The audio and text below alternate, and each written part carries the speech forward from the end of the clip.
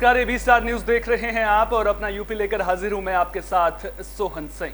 Bulletin की शुरुआत करेंगे एक अजीबोगरीब खबर के साथ में। दरअसल प्रयागराज से टमाटर लूट की खबर सामने आ रही है। एक युवक पर 4 किलो टमाटर की लूट की वारदात को अंजाम देने का आरोप लगा है। तो युवक पर आरोप है कि उसने महिला सब्जी दुकानदार और उसके परिवार के लोगों के साथ मारपीट कर 4 किलो टमाटर की लूट की वारदात को अंजाम दिया है। घटना झूंसी थाना इलाके के कुसमीपुर गांव की है। आरोप है कि 2 दिन पहले महिला दुकानदार संतोष देवी की दुकान पर गांव का ही एक युवक टमाटर लेने आया। महिला दुकानदार से जब उसने टमाटर का दाम पूछा तो दुकानदार ने 120 रुपए किलो बताया। जब युवक ने 10 रुपए के टमाटर मांगे तो महिला दुकानदार ने देने से इनकार कर दिया। आरोप है कि इसी बात से युवक भड़क गया और उसने गाली गलौज की। विवाद होने पर कुछ देर बाद युवक कुछ और लोगों के साथ मौके पर पहुंचा और महिला दुकानदार और उसके परिवार के लोगों के साथ मारपीट कर 4 किलो टमाटर की लूट की वारदात को अंजाम दिया। इतना ही नहीं, आरोपी अगले दिन फिर महिला की दुकान पर पहुंचा और पुलिस में शिकायत ना करने की धमकी दी। पुलिस ने धमकी देने और टमाटर लूटने वाले युवक को हिरासत में ले लिया है। तो टमाटर के दाम लगातार आसमान छूते हुए नजर आ रहे हैं और इसी का नतीजा ये है कि अब टमाटर की लूट के मामले भी सामने आने लगे हैं। प्रयागराज से एक ऐसी ही खबर सामने आ रही है जहां जब एक युवक को दुकानदार ने 10 रुपए के टमाटर नहीं दिए तो पहले उसने मारपीट की, गाली गलौज की और फिर 4 किलो टमाटर लेकर मौके से फरार हो गए।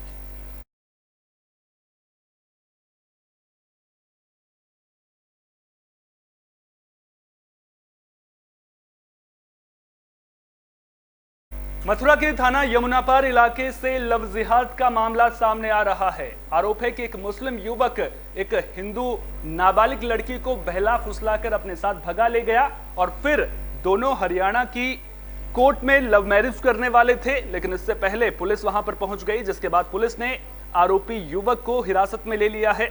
बता दें कि जैसे ही विश्व हिंदू परिषद के लोगों को यह जानकारी मिली कि दोनों कोर्ट में मैरिज करने वाले हैं, कोर्ट मैरिज करने की तैयारी कर रहे हैं, जिसके बाद विश्व हिंदू परिषद और यमुनापार थाना पुलिस मौके पर पहुंच गई थी। विश्व हिंदू परिषद ने आरोपी के खिलाफ पॉक्सो एक्ट में मुकदमा दर्ज करने की मांग की है। युवक ताहिर के बारे में पता चला है कि वो पहले भी जेल जा चुका है और पहले भी 2 लड़कियों को प्रेम जाल में फंसा चुका है। फिलहाल पुलिस कानूनी कार्रवाई में जुट गई है। पहले सभी को जय श्री राम, जय गौ माता की। मेरा नाम हेमंत कुमार शर्मा है। मैं विश्व हिंदू परिषद से विभाग मंत्री हूं। जैसा कि आप सभी को पता होगा कि हमारा जो संगठन है वो गौ रक्षा, गौ संवर्धन, साथ के साथ हमारी जो बहन बेटियां हैं उनकी सुरक्षा और रक्षा के लिए कार्य करता है। इसी के संदर्भ में आज हमारे मथुरा जनपद में कल हमारे संगठन यानी विश्व हिंदू परिषद गौ रक्षा विभाग की स्पेशल टीम को ये एक जानकारी मिली थी, जो यहाँ की लोकल टीम है श्री बांके बिहारी गौ सेवा संस्थान की। एक नाबालिग बहन है हमारी जो जिसकी उम्र 16 साल है, जिसको एक जिहादी 4 दिन से लेके फरार हो चुका है और उसके साथ वो विवाह करने वाला है। इस तरह की जानकारी हमें मिली थी।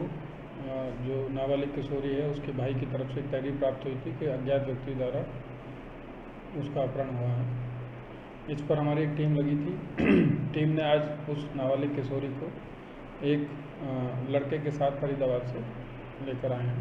सर, गौ रक्षकों का आरोप है कि इस पूरे मामले को लव जिहाद से जोड़ा जा रहा है, क्या कुछ कहेंगे इसको लेकर? जो युवक के साथ वो मिली है वो मुस्लिम समुदाय से है।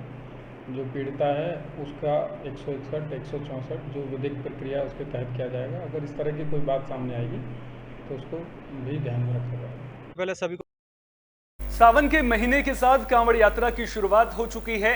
श्रद्धालु कांवड़िए गंगाजल लेने के लिए हरिद्वार का रुख करने लगे हैं और अब कांवड़ यात्रा के एक से बढ़कर एक रंग भी देखने को मिल रहे हैं। गाजियाबाद से होकर खुर्जा पहुंचने वाला कांवड़िया देव अपनी मां को हरिद्वार से पदयात्रा कर बुलंदशहर जा रहा है।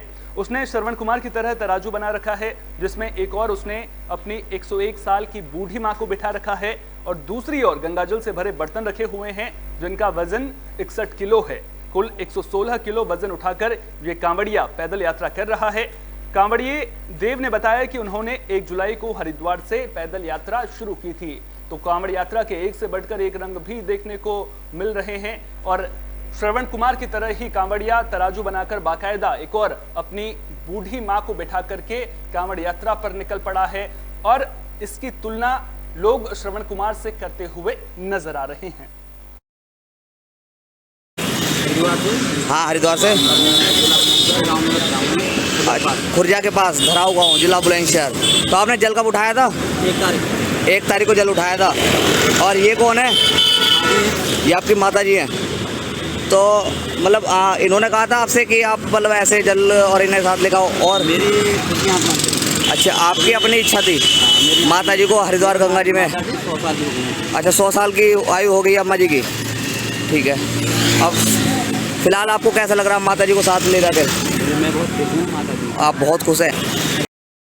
फिरोजाबाद की शिकोहाबाद थाना पुलिस को बड़ी कामयाबी मिली है। पुलिस ने एक शातिर नटवरलाल को गिरफ्तार कर लिया है, जिस पर आरोप है कि वो साल 2017 में मुख्यमंत्री का ओएसडी बनकर ठगी की वारदात को अंजाम देता था। आरोपी दीपक पांडे लखनऊ का रहने वाला है। उस पर साथियों के साथ मिलकर कई लोगों के साथ लाखों की ठगी की वारदात को अंजाम देने का आरोप है। जानकारी के मुताबिक आरोपी नौकरी दिलवाने और ट्रांसफर पोस्टिंग के नाम पर ठगी की वारदात को अंजाम देता था, जिसे अब पुलिस ने गिरफ्तार कर लिया है।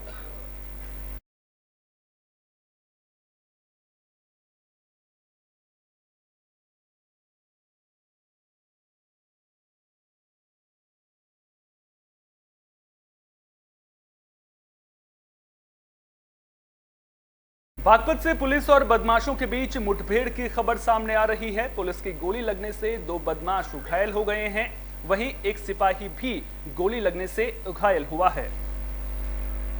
दोनों बदमाशों की पहचान आबिद और रसीद के रूप में हुई है। सभी घायलों को इलाज के लिए जिला अस्पताल में भर्ती कर दिया गया है। आपको बता दें कि मुठभेड़ सिंगावली अहिर थाना इलाके के जंगल में हुई।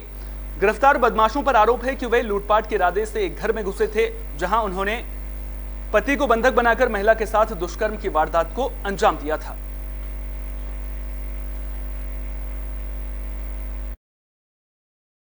चार तारीख को एक व्यक्ति के द्वारा आकर सिंगावली एक थाने में सूचना दी गई थी कि रात में उसकी और उसकी पत्नी के साथ 2 लोगों के द्वारा मारपीट की गई है एवं पंखा, मोबाइल और कुछ सामान लूट करके लेकर गए हैं। पत्नी के साथ दुष्कर्म किया गया है। घटना से संबंधित तत्काल मुकदमा पंजीकृत कर लिया गया और 4 टीमों को घटना अनावरण के लिए लगाया गया। आज सूचना प्राप्त हुई थी उन बदमाशों के संदिग्ध लड़कों के बारे में। देर रात्रि में Singhawali Ahir police SOG team surveillance team को बड़ी सफलता हाथ में लगी। पुलिस टीम के द्वारा दोनों बदमाशों को रोकने का प्रयास किया गया। पुलिस टीम के ऊपर उन्होंने फायर किया। जवाबी फायरिंग में दोनों बदमाश घायल हुए। घायल बदमाशों की पहचान राशिद और आबिद के रूप में हुई है। फर्रुखाबाद के कमालगंज की कान्हा गौशाला में व्यवस्थाओं को लेकर सवाल खड़े हो रहे हैं। आरोप ये लग रहे हैं कि इस गौशाला में व्यवस्थाएं दुरुस्त नहीं की गई हैं। चारे और भूसे की व्यवस्था गौवंशों के लिए नहीं की गई है, जिसकी वजह से गोवंश भूख और प्यास से तड़प तड़प कर जिंदगी और मौत की जंग लड़ने को मजबूर हैं। मामला कमालगंज ब्लॉक के नगर पंचायत कान्हा गौशाला देवरान गढ़िया का है। 3 दिन पहले कायमगंज के एसडीएम ने शमशाबाद नगर पंचायत गौशाला का निरीक्षण भी किया था। निरीक्षण में गोवंशों को 3 दिन से चारा और भूसा ना मिलने की जानकारी भी मिली थी। अब कमालगंज नगर पंचायत गौशाला का वीडियो भी सोशल मीडिया पर वायरल हो रहा है। आरोप ये भी लग रहे हैं कि कान्हा गौशाला में गोवंशों की संख्या 280 बताई जा रही है, जबकि मौके पर गोवंशों की संख्या 200 से भी कम है। इतना ही नहीं, बीमार गोवंशों का इलाज न करवाने का भी आरोप लग रहा है। तो व्यवस्थाओं को लेकर के सवाल जरूर खड़े हो रहे हैं। दरअसल आवारा जानवर जो कई बार किसानों की फसलों को भी नुकसान पहुंचा देते हैं, इन जानवरों के रहने की व्यवस्था करने के लिए गौशालाओं का निर्माण किया गया था, लेकिन अब उन गौशालाओं में व्यवस्थाओं को लेकर के सवाल खड़े हो रहे हैं। आरोप ये लग रहा है कि गौशाला में चारे और भूसे की व्यवस्था नहीं की गई है, जिसकी वजह से गोवंशों को दिक्कतों का सामना करना पड़ रहा है, क्योंकि उनके लिए चारे की व्यवस्था वहां पर नहीं है। उम्मीद करेंगे कि प्रशासन इस मामले को गंभीरता से लेगा। वहां पर चारे के साथ साथ में पानी की व्यवस्था भी की जाएगी, ताकि जो तस्वीरें सामने आ रही हैं, जो वीडियो वायरल हो रहे हैं, इस तरह के मामले आगे सामने ना आए।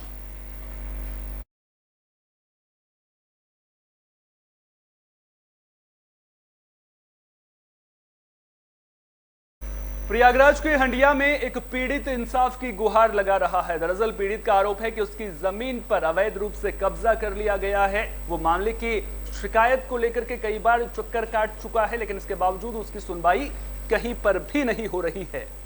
तो भेलसी गांव के रहने वाले श्यामजी यादव का आरोप है कि उनकी जमीन पर अवैध रूप से कब्जा कर लिया गया है, लेकिन दर दर भटकने के बाद भी उनकी सुनवाई नहीं हो पा रही है। श्यामजी यादव का कहना है कि साल 2015 में एसडीएम न्यायालय में मुकदमा दर्ज किया गया था, जिसके बाद प्रशासन और राजस्व टीम ने पत्थर नस्ब कराया था, लेकिन आरोपियों ने पत्थर को उखाड़कर फेंक दिया। अब तक 4 बार पत्थर नस्ब की कार्रवाई की गई है, लेकिन आरोपी हर बार पत्थर उखाड़कर फेंक देते हैं, लेकिन उन पर कोई कार्रवाई नहीं की गई। आखिरी बार पत्थर नस्ब की कार्रवाई 17 फरवरी 2023 को की गई थी। उस वक्त संबंधित जमीन पर आरोपी ने गेहूं की बुवाई कर रखी थी। पीड़ित का कहना है कि तब पुलिस प्रशासन और राजस्व की टीम ने यह कहा था कि गेहूं कटाई के बाद जमीन पर कब्जा दिलाएंगे, लेकिन आरोपी दोबारा उसी खेत पर धान की रोपाई कर रहा है। जब पीड़ित ने धान की रोपाई को रोकने की कोशिश की, धान की रोपाई रोकने के लिए कहा, तो उसे जान से मारने की धमकी दी गई है।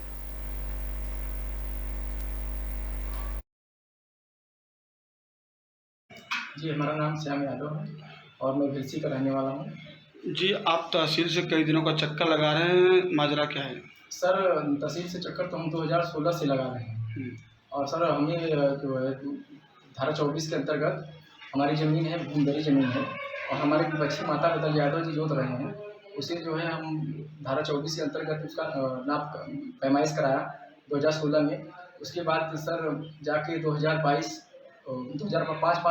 को हमें जो है उसमें डिग्री मिली और पूरे राजस्व विभाग की टीम गई, मौके पे जाके पत्थरगड्डी हुआ। एक बार पत्थरगड्डी हुआ, फिर दोबारा हुआ, फिर दोबारा करके सर 4 बार हमने पत्थरगड्डी कराया।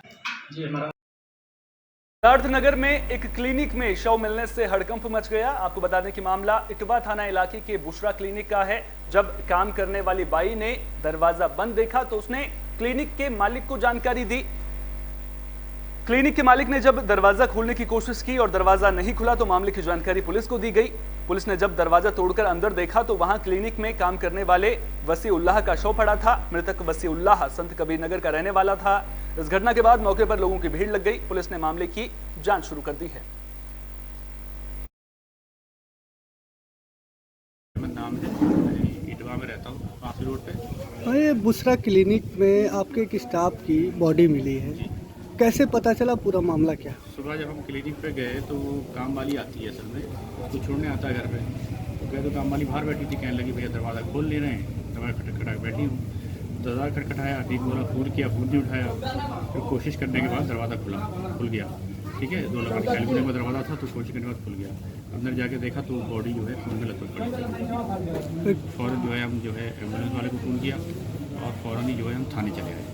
ये थाना इटवा क्षेत्र अंतर्गत जो मेन इटवा बाज़ार है, यहाँ पे एक क्लिनिक है जिसमें इस क्लिनिक में जो एक कर्मचारी काम कर रहा था, उसका शरीर मिलने की सूचना पुलिस को प्राप्त हुई थी। तुरंत पुलिस गई। इसमें प्रथम दृष्टया इस व्यक्ति की हत्या किया जाना पाया जा रहा है।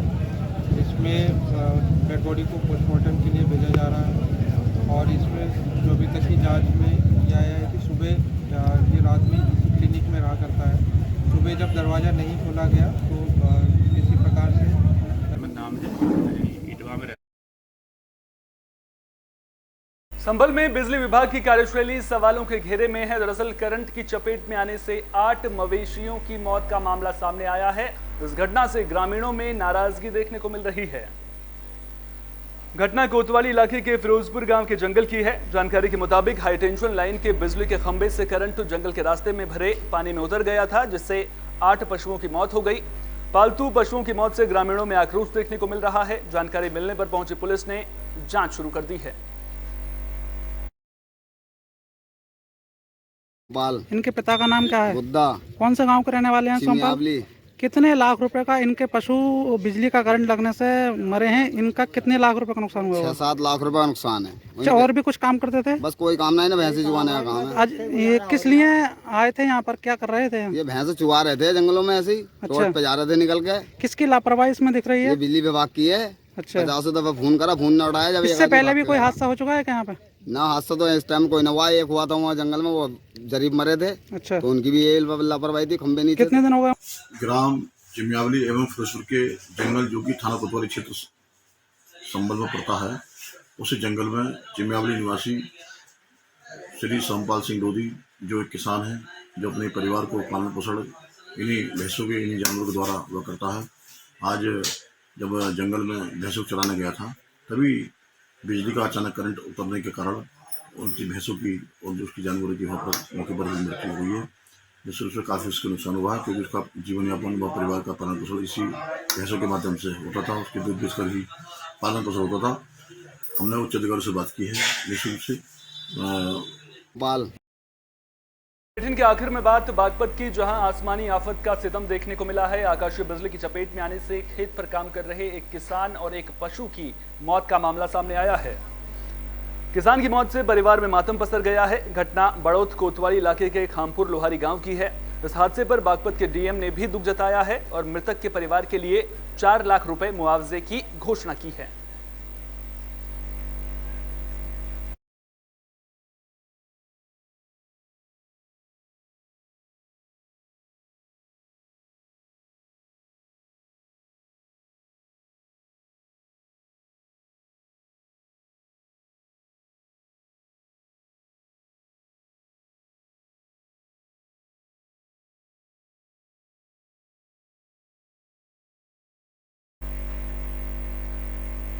इस बुलेटिन में मेरे साथ इतना ही। देश दुनिया की तमाम अहम खबरों के लिए बने रहिए AB स्टार न्यूज के साथ। फिलहाल दीजिए इजाजत।